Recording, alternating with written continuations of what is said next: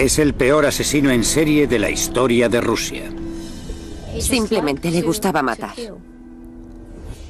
Sus ojos son muy desagradables. Tiene la mirada de un depredador acorralado. Durante años mantuvo aterrorizada a la ciudad. Durante años se ha burlado de la policía. Solo queríamos cogerlo para que no muriera más gente. Sus víctimas eran los más solitarios y vulnerables. Operaba de una forma muy cuidadosa.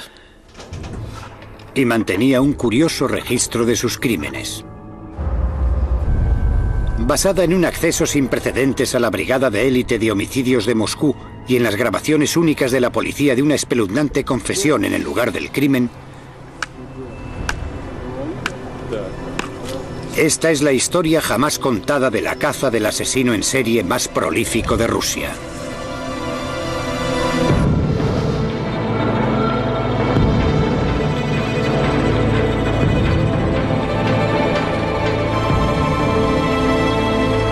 Asesinos en serie, el asesino del tablero de ajedrez. Moscú ha experimentado cambios extraordinarios desde los días oscuros de la Guerra Fría. Hoy es un lugar de fabulosa riqueza y de pobreza demoledora. De catedrales de postal y recios complejos residenciales, y también es el telón de fondo para uno de los asesinos en serie más famosos de Rusia. El Parque Vitsa es un bosque extenso que cubre 22 kilómetros cuadrados al sur de Moscú. Es un sitio muy popular, donde los rusos corrientes jugaban al ajedrez o simplemente disfrutaban de un agradable paseo. Pero durante años guardó un turbio secreto.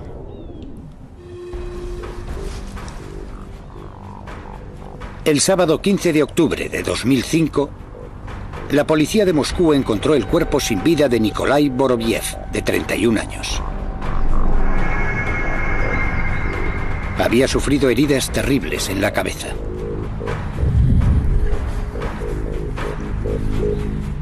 Denis Adamenko fue uno de los primeros policías en llegar al lugar.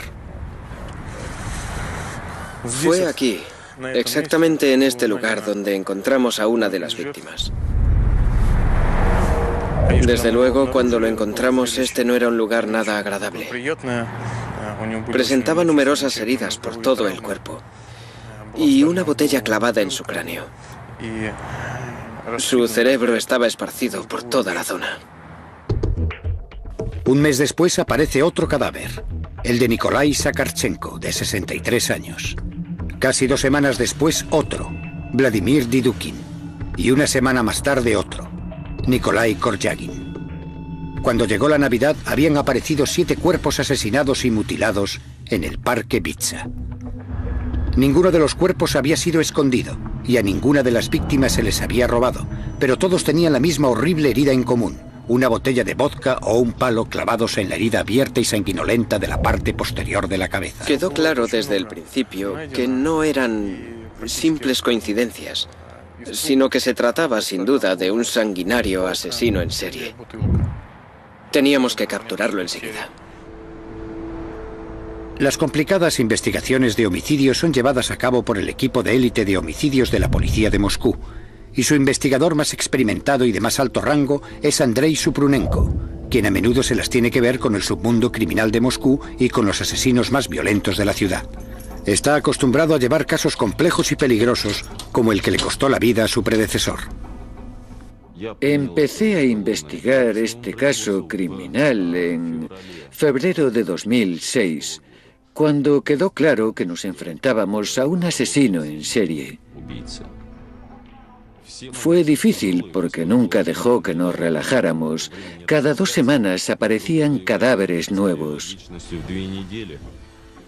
No paramos de trabajar ni un solo día. Con 7 cadáveres descubiertos por la policía y un asesino en serie suelto, Moscú se convierte en una ciudad dominada por el miedo.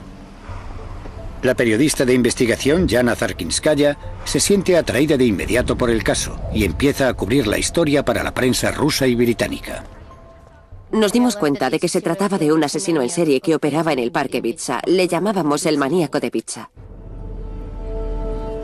La gente estaba asustada El Parque Bitsa es un sitio donde se va a pasar un buen rato, pero la gente tenía miedo de ir por allí porque había una sensación de peligro. A pesar de haber encontrado tantos cadáveres, la policía tiene pocas pistas para averiguar la identidad del maníaco de Bitsa. El asesino no dejaba ningún indicio. Intentamos recoger diferentes objetos de los escenarios del crimen, pero nuestros análisis no mostraron ningún indicio, ni huellas digitales, ni nada. El maníaco operaba de una forma demasiado cuidadosa. Los investigadores necesitan toda la ayuda que puedan conseguir y piden ayuda al único hombre que puede ayudarles.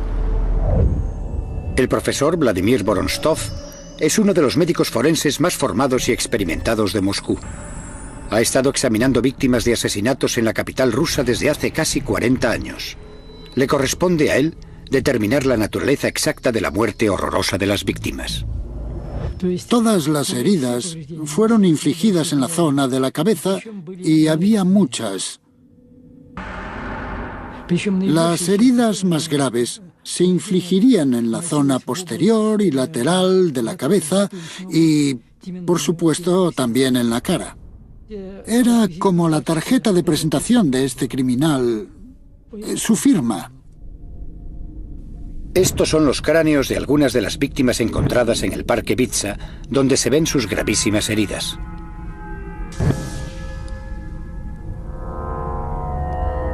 Aunque las pruebas forenses son muy limitadas, el profesor Vorontsov todavía puede determinar el arma que debió usarse. Esta fractura fue causada por un objeto que tenía una arista en forma de ángulo. Podría haber sido un martillo. ¿Pero quién es el asesino que empuña el martillo en el Parque Bitsa? En pocas semanas sucede algo que promete desvelar todo el misterio. Señorita, venga aquí.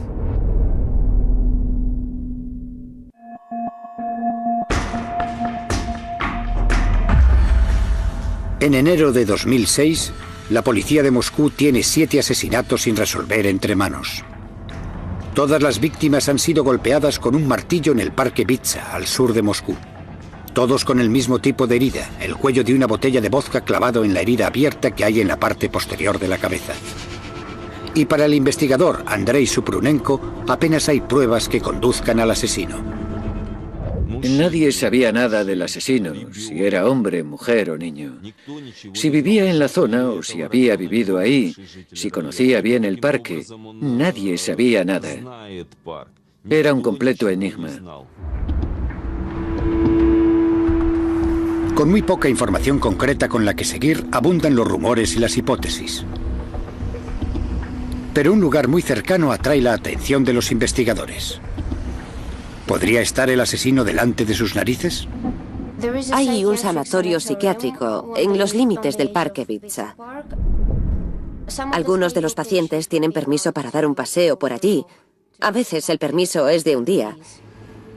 Y existía la teoría de que el asesino podría ser un paciente de este sanatorio que podría haberse escapado y escondido en el parque donde cometería los asesinatos. Se comprobó la identidad de un número considerable de gente.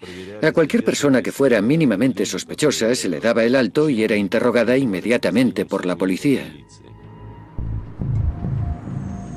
Pero sin un sospechoso principal, la teoría del paciente psiquiátrico no va a ninguna parte. Entonces se abrió una nueva línea de investigación. Las víctimas eran principalmente hombres de mediana edad. En realidad, se trataba de gente que no importaba a nadie y a quien nadie buscaría. Pensamos que como solo había víctimas de sexo masculino, el asesino podría ser una mujer. Nadie conocía el móvil de los crímenes. Estábamos estudiando varias posibilidades. 200 agentes de la policía de Moscú están apostados en el Parque Bitsa. Su tarea consiste en parar e interrogar a cualquiera que sea sospechoso. Pero el parque es enorme. Cubre un área de 22 kilómetros cuadrados y la probabilidad de coger al asesino con las manos en la masa es mínima.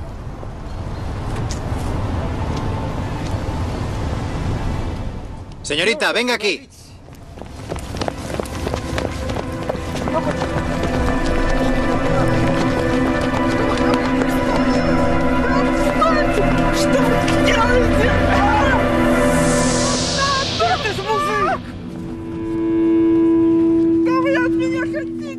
Cuando se detuvo al travestido, por supuesto, fue sospechoso. Luego, la policía hizo un descubrimiento sorprendente. El travestido llevaba un martillo en su bolso. Parecía que era el tipo que buscaban. Pero el travestido afirma que solo lleva el martillo para protegerse de un ataque. Cuando la historia sale a la luz, es un gran día para la prensa. Pensamos que ese era el auténtico asesino y hubo muchos periódicos con el titular «Han cogido al maníaco de Ibiza». Pero el travestido tiene una buena coartada. Llegamos a la conclusión de que no era el asesino al final del primer día. Pero comprobar su coartada nos llevó casi 24 horas de trabajo ininterrumpido. Y solo después de comprobarla se le puso en libertad. Una semana después, Mahmoud Soldashov, un trabajador de un supermercado de 25 años, es asesinado. Con cada nuevo cadáver que aparecía, la presión de la prensa se hacía más y más intensa. La policía y los fiscales nos presionaban para que encontráramos y detuviéramos al asesino cuanto antes. Era una cuestión prioritaria. La presión a la que está sometida la Brigada de Homicidios es cada vez más intensa. Intentan por todos los medios que no aumente el número de cadáveres, que ahora son 12. Más investigadores, como Elena Pumirsina, son asignados al caso. Teníamos que tener un equipo preparado por si pasaba algo, por si había más asesinatos. Entonces sucede algo significativo. En un determinado momento, y por alguna razón que aún no teníamos clara, se puso a matar mujeres. En abril de 2006, los investigadores encuentran el cuerpo de Larisa Quiligina, de 48 años, que trabajaba en un supermercado. 2 meses después, encuentran el número 14. En junio de 2006 se descubrió otro cadáver, el de una mujer con el mismo tipo de heridas. Las típicas, como las de los anteriores, así que supimos que teníamos otro caso para investigar. Luego los investigadores encontraron algo muy importante: un billete de metro en la chaqueta de la mujer asesinada.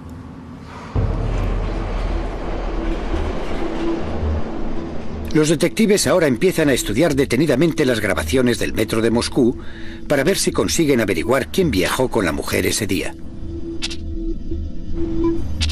Pero es una tarea inmensa. Después sucede algo más. 2 días después, unos agentes de policía me llamaron para decirme que el hijo de la mujer asesinada había aparecido y que había identificado el cadáver. La víctima era Marina Moskaljova, una madre soltera de 36 años. Vivía sola con su hijo Sergei. Cuando nos entrevistamos con él, nos dijo que su madre había salido a dar un paseo con su novio, Sasha. No volvió a casa. Mientras los investigadores intentan reconstruir los últimos movimientos de Marina, su hijo entrega una prueba clave. Antes de salir, Marina había intentado llamar a su hijo para decirle a dónde iba, pero el teléfono no funcionaba. Dejó una nota para decir dónde iba y con quién. Dejó su nombre y número de teléfono. El número de teléfono correspondía a un hombre de 32 años que trabajaba en un supermercado, Alexander Pichushkin. En Rusia, el diminutivo de Alexander suele ser Sasha.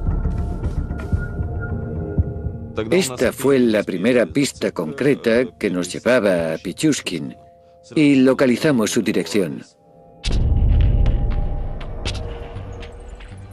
Al mismo tiempo, los investigadores encuentran un vídeo de las cámaras de seguridad de la estación de metro. Mientras analizábamos los detalles, encontramos un vídeo de Moskaljova con un extraño caminando juntos dentro de la estación de metro. Estas son las últimas imágenes de Marina Moskaljova viva. Ella no lo sabe, pero está caminando junto a un hombre que lleva un martillo en su bolsa y que tiene toda la intención de matarla. Ese hombre es Alexander Pichushkin. El vídeo confirmó que se trataba efectivamente de él junto a Moskalyova. Y precisamente esa era la prueba que necesitábamos para detenerlo y acusarle formalmente del asesinato de Marina Moskalyova. El 16 de junio fuimos a detener a Pichushkin. Recuerdo que era por la noche. Estaba oscuro. Entre las 10 y las 11 aproximadamente. Estaba totalmente tranquilo. Y al principio del interrogatorio lo negó todo. No soy el que buscáis. No soy yo. Yo no sé nada. En ese momento lo detuvieron. Solo se le acusaba del asesinato de Moskalyova. Pero con las pruebas contra él acumulándose, la nota que había dejado la mujer y las imágenes en vídeo de sus últimos momentos, los investigadores están seguros de que han detenido al hombre correcto. Y Pichushkin pronto se da cuenta también. Suelen confesar, todo el mundo confiesa, al final no había duda. La investigadora Pumirsina tiene razón. A las pocas horas, Alexander Pichushkin confiesa el asesinato de Marina Moskalyova. En realidad, el maníaco de Vitsa, como me llamaban, soy yo. Después de 8 meses de intenso trabajo, los investigadores tienen al hombre que buscaban. Por supuesto, cuando detuvimos al asesino, todos estábamos muy satisfechos. Ahora los detectives pueden reconstruir los últimos momentos de Marina. Ella había conocido a Pichushkin el 13 de junio. Él le había pedido que fueran a hacer un picnic al parque. Él dijo: estuve sentado ahí con ella durante mucho tiempo, realmente solo, preguntándome si matarla o no. Y al final decidí matarla porque me pareció que si no lo hacía, la vida se convertiría en una tortura para mí.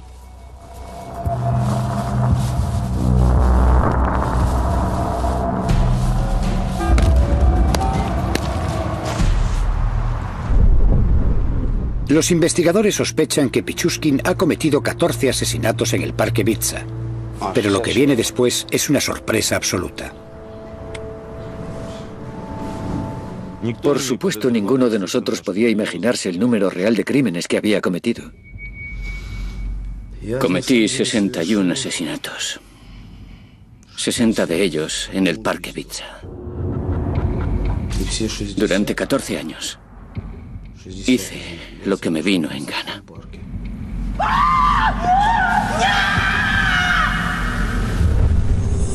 Era casi como Dios. Nadie podía frenarme. Es una confesión sorprendente. Cuando confesó, fue una sorpresa para todos porque es enorme, una cifra enorme. 60 víctimas harían de Pichushkin el asesino en serie más prolífico de Rusia. Incluso más que el depravado carnicero de Rostov, Andrei Chikatilo. Necesitábamos comprobarlo todo, y eso quería decir que teníamos mucho trabajo por delante antes de dar por cerrado el caso. Y entonces los investigadores encuentran algo que les hace pensar que la historia de Pichushkin podría ser verdad. Después de encontrar a Pichushkin, se hizo un registro de su domicilio.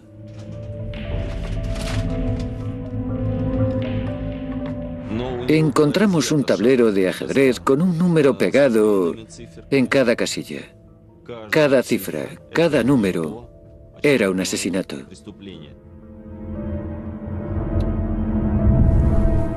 Quería cometer un asesinato por cada una de las casillas del tablero. ¿Pero era cierto lo que dijo en esa extraordinaria confesión?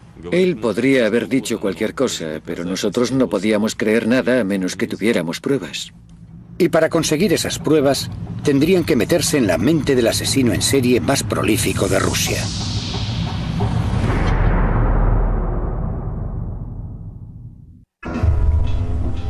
En junio de 2006, después de haber encontrado 14 cadáveres en el Parque Vitsa, la Brigada de Homicidios de Moscú detiene a Alexander Pichushkin, sospechoso de ser el maníaco de Vitsa. Pero al interrogarle, Pichushkin confiesa no solo los 14 asesinatos de los que la policía tiene conocimiento, dice que ha matado a más de 60 personas, y eso le convierte en el asesino en serie más prolífico de Rusia.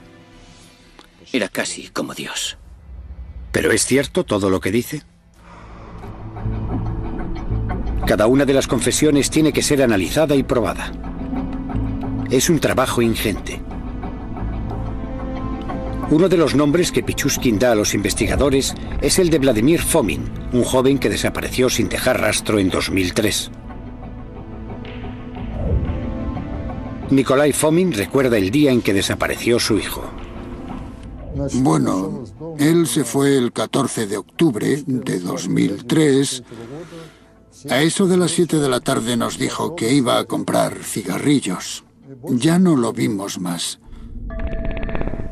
Era un buen hombre, sensible y amable. Cuidaba de sus amistades y se hizo cargo de su hijo recién nacido.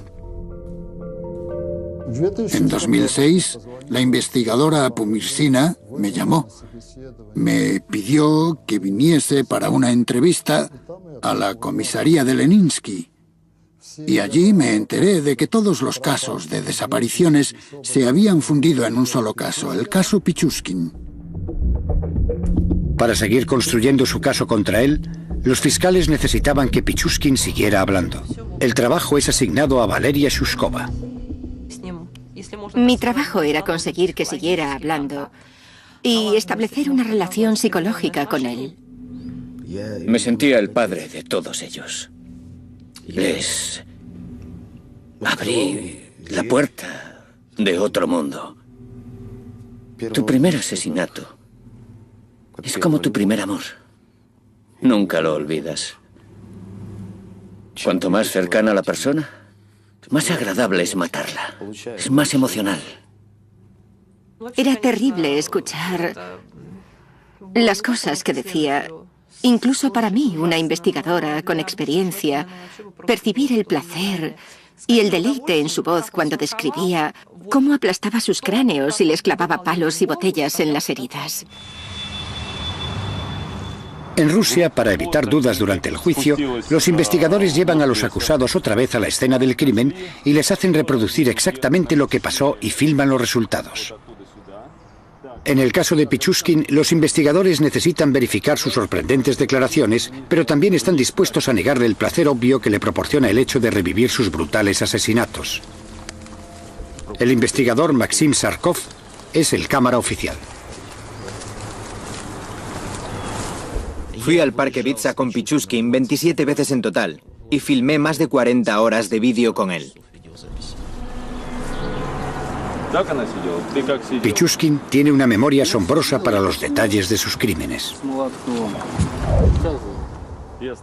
¿Podrías mostrar con el muñeco cómo le golpeaste?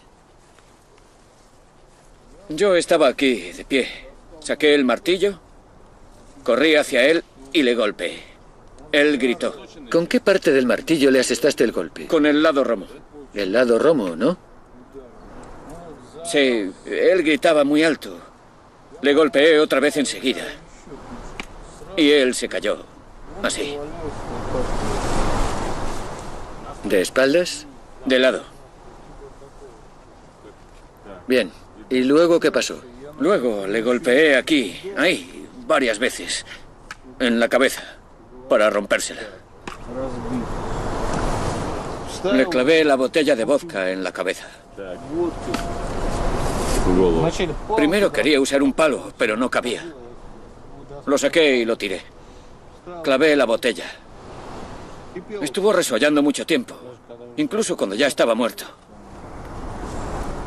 Le golpeé otra vez en la mandíbula. El hecho de que recordara con tanto detalle lo que había hecho en cada momento fue de mucha ayuda. Él conocía el bosque muy bien y nos enseñó los lugares exactos donde había cometido sus crímenes. Denis Adamenko es el oficial que va esposado a él a lo largo de sus confesiones en el bosque. Solo tenía un pensamiento. Quería que nos enseñara todos los que pudiera, que nos lo contara todo.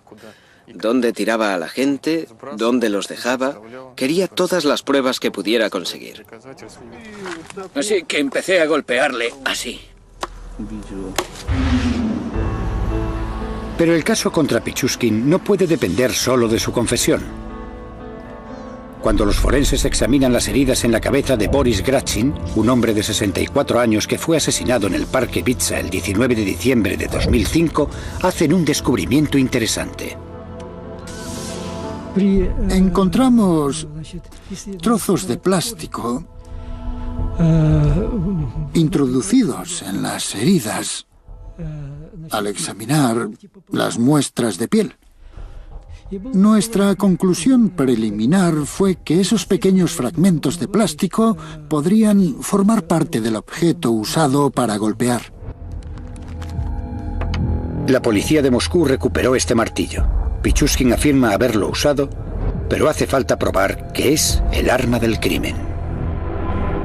Mientras estábamos estudiando con mucho detenimiento el martillo, encontramos que presentaba algunos arañazos profundos en la superficie del mango, cerca de la cabeza. Al compararlo con las partículas que habíamos encontrado, resultó evidente que formaban parte de ese mango.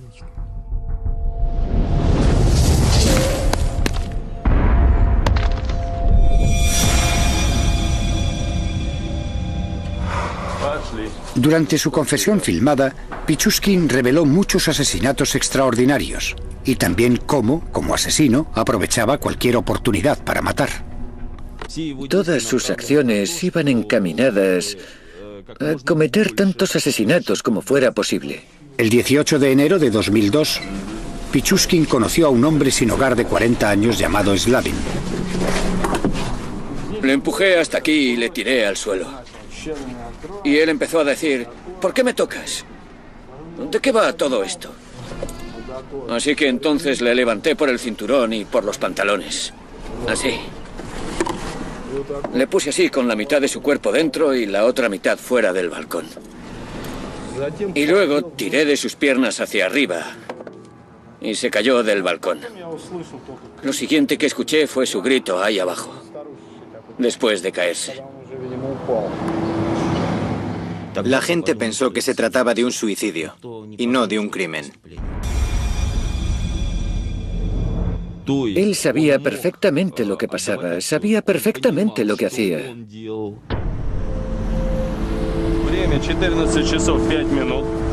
Según los investigadores van hurgando más en el pasado, construyen una imagen precisa del hombre que dice haber asesinado a más de 60 personas. Pichushkin nació en Moscú el 9 de abril de 1974. Sus antecedentes parecían corrientes. Vivía con su madre y su hermana en este apartamento de la calle Kersonskaya.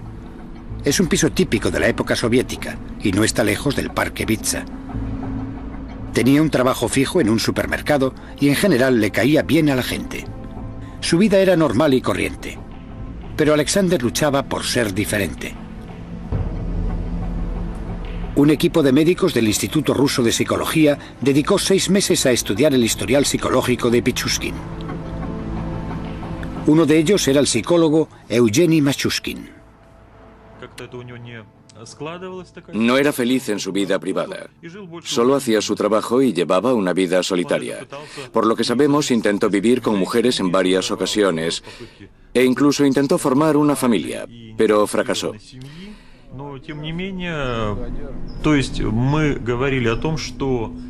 El patrón de conducta del que éramos testigos era muy complicado. Aunque pudimos concluir que existía un cierto patrón, una tendencia al asesinato y a las actividades sádicas y agresivas. La pregunta es, ¿por qué hacía todo eso? Para que le diera un subidón, para conseguir satisfacción y placer sexual. Ciertamente, la agresión y la crueldad son muestras de un síndrome sádico y agresivo. Una descarga de sus intenciones agresivas. Tenía un don. el de llevarse bien con la gente y hacer que se sintieran tranquilos. Era capaz de hacer amistad con la gente y le resultaba fácil mantener el contacto con ellos sin darles la oportunidad de sentir el peligro, y cuando llegaba el momento simplemente les aplastaba la cabeza.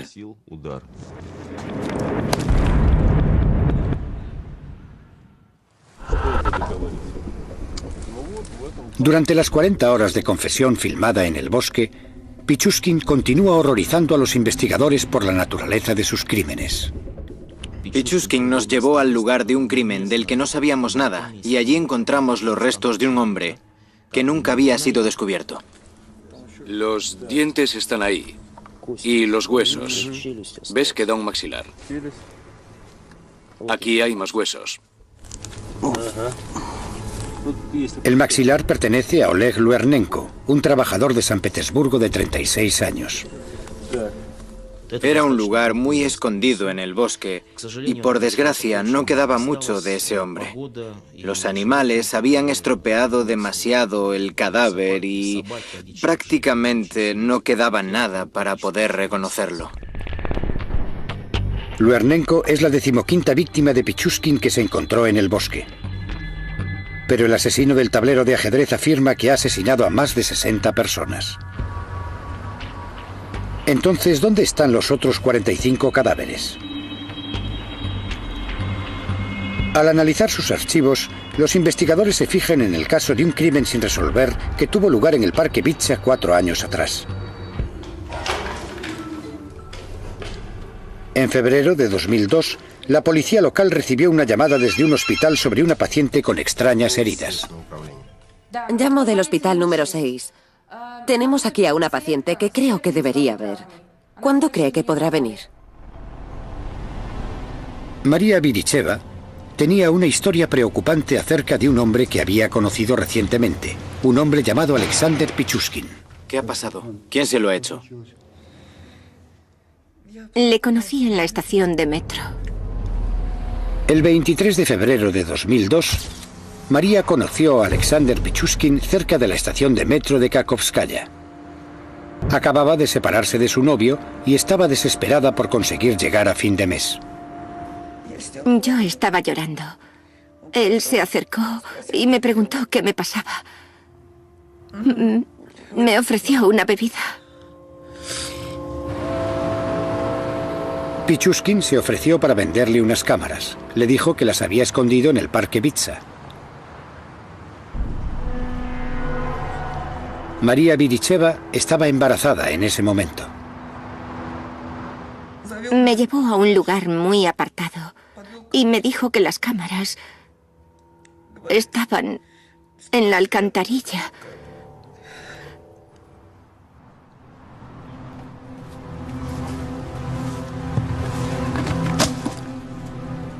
Me dijo que mirara en la alcantarilla.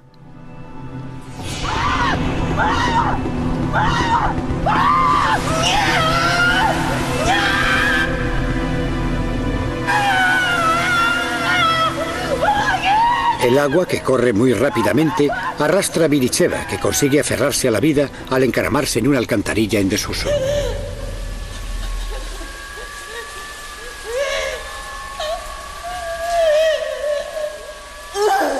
Después de estar atrapada durante más de 20 horas, finalmente reunió las fuerzas para salir de allí. Estaba intentando encontrar la salida, pero no veía nada.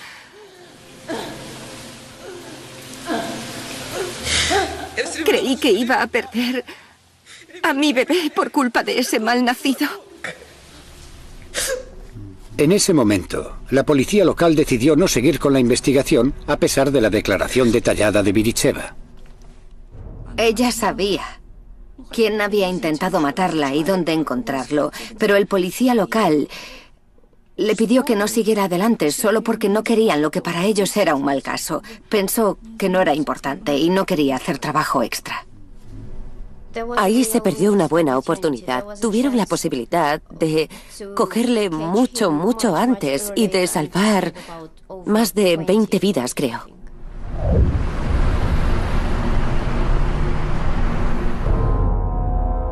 Las alcantarillas resultaron ser la clave para descubrir cómo Pichushkin se deshizo del resto de sus víctimas. Alexander, háblanos de esta alcantarilla. Bueno, ahogué a Ludmila y a muchos otros en ella. ¿Cuánta gente? Supongo que 16 o algo así. No puedo ser más preciso. Esta es solo una de las alcantarillas que usó Pichushkin. Hay una red de sistemas de drenaje bajo el parque Bitsa, que da servicio al sur de Moscú. En términos de daños físicos, cuando tiraba a esa gente dentro de las alcantarillas, ellos, si se me permite decirlo, tuvieron bastante suerte, porque su muerte debió suceder casi al instante. Corre tanta agua por aquí y a una presión tan grande que cuando pusieron un maniquí dentro de la alcantarilla para ver cómo era, se rompió en pedazos. Pichushkin se deshizo de muchas de sus víctimas de esta manera, y eso incluye a su primera víctima, Mikhail Odilchuk, un compañero de clase de 18 años a quien asesinó en 1992. Odilchuk se había negado a acompañar a Pichushkin en una salida para matar. Luego, en febrero de 2002, Pichushkin arrojó el cuerpo de un niño sin hogar a quien llamaban Mitra y que solo tenía 9 años.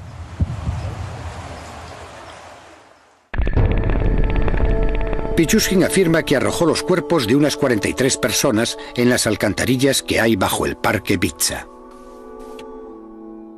Incluso nos echó la culpa por no ser capaces de encontrar todos los cadáveres. En serio. Nos echó en cara que no trabajábamos lo suficiente, que éramos unos vagos.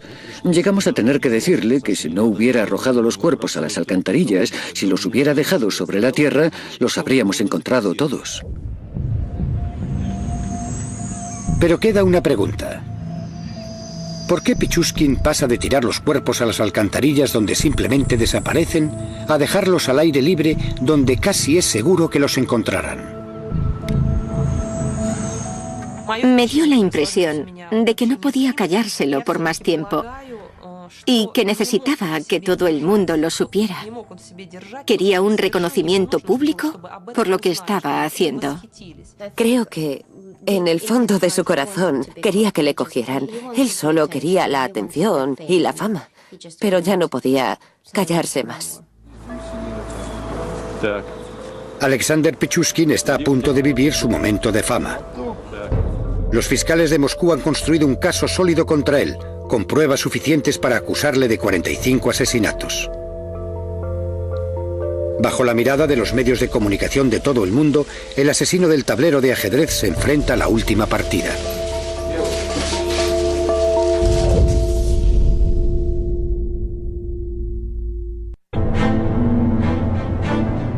El 13 de septiembre de 2007, el asesino en serie más prolífico de Rusia, Alexander Pichushkin, va a juicio en Moscú, acusado del asesinato de 49 personas. Es la culminación de un impulso de matar que ha durado más de 15 años y que ha mantenido a la ciudad aterrorizada. Yo fui a la vista. Para él fue una verdadera actuación. Él quería la atención y ese era el sitio donde podría conseguirla. Estaba el jurado, la prensa, los fiscales, el juez, y él era el centro de todo. Estaba disfrutando. Lo único que quería era que el jurado estuviera presente en la vista, de manera que tuviera tanto público como fuera posible, y habló con mucho placer en el juicio sobre las cosas que hizo. Realmente disfrutaba. Este es el momento de fama de Pichushkin y actúa como nunca. Le preguntan si se arrepiente de algo. Pichushkin hizo una breve pausa y luego dijo, sí, me arrepiento de una cosa. Me arrepiento de que me arrestaran tan pronto. Estaba planeando matar a otra mujer a los 2 días. Cada día, en el juicio, se vieron unos 6 episodios, 5 o 6 asesinatos. Pichushkin era muy reservado y asentía cuando le hacían preguntas. Sí, lo hice, sí, fui yo.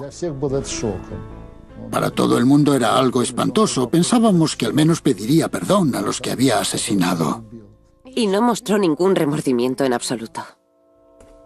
¿Pero está cuerdo el hombre que afirma haber matado a más de 60 personas? Una persona demente es incapaz de darse cuenta de las consecuencias de sus acciones, pero aquí las acciones del sujeto tenían un propósito y eran sistemáticas, y era consciente de lo que estaba haciendo. Por eso es por lo que la comisión de expertos llegó a la conclusión de que estaba cuerdo. Después de un juicio que duró 6 semanas, el jurado tardó menos de 3 horas en entregar un veredicto unánime. Y el lunes 29 de octubre de 2007, el juez Vladimir Usov dictó sentencia. En vista de la gravedad de los crímenes cometidos y el excepcional peligro para la sociedad que representa el acusado y para establecer justicia social y evitar nuevos crímenes, la Corte considera necesario sentenciar a Pichushkin por haber cometido crímenes especialmente graves a cadena perpetua. El Estado ruso y el fiscal jefe están orgullosos del resultado. Se ha hecho justicia. Ha recibido el castigo que merecía por sus horribles crímenes. Pichushkin pasará el resto de su vida entre rejas. Los primeros 15 años en una celda incomunicada. Para Nikolai Fomin, la sentencia es una manera de hacer justicia por la cruel muerte de su hijo. No hay castigo mayor que la cadena perpetua. No se puede dar un castigo mayor, así que pasará la vida metido en la cárcel. A pesar del veredicto de culpabilidad, el cuerpo de Vladimir Fomin no se ha encontrado. Un hecho que proporciona a la familia un poco de consuelo. Es esperanza. Si no hay cadáver, la persona puede estar viva. Es como en la Segunda Guerra Mundial. La gente que recibía la noticia de que alguien había desaparecido seguía esperando 40 o 50 años. ¿Y si resulta que tenemos suerte? Volverá millonario desde algún sitio, quizá de América. Condenar a Pichushkin había llevado 9 meses de trabajo agotador. Había sido muy duro y estresante. 24 horas al día, 7 días a la semana, un montón de trabajo. Nunca lo olvidaré. Bueno, para mí fue el caso más importante de mi carrera. Me he enfrentado antes con asesinos en serie, pero ninguno era tan cruel y despiadado como Pichushkin. Aunque él sigue afirmando que ha matado a más de 60 personas, la policía nunca ha encontrado los cadáveres. El tribunal tenía pruebas para condenarle por el asesinato de 48 personas. Era una cifra asombrosa. Nunca antes había entrevistado a un asesino en serie con tantas víctimas, pero había tenido casos parecidos. La única diferencia en este caso era que atrajo mucha atención pública. Creo que mató a tanta gente simplemente porque le gustaba matar. Pichushkin era un asesino en serie poco común. Es un cazador típico. Y su única motivación era matar. No había otro motivo, a pesar de lo que algunos pudieran pensar.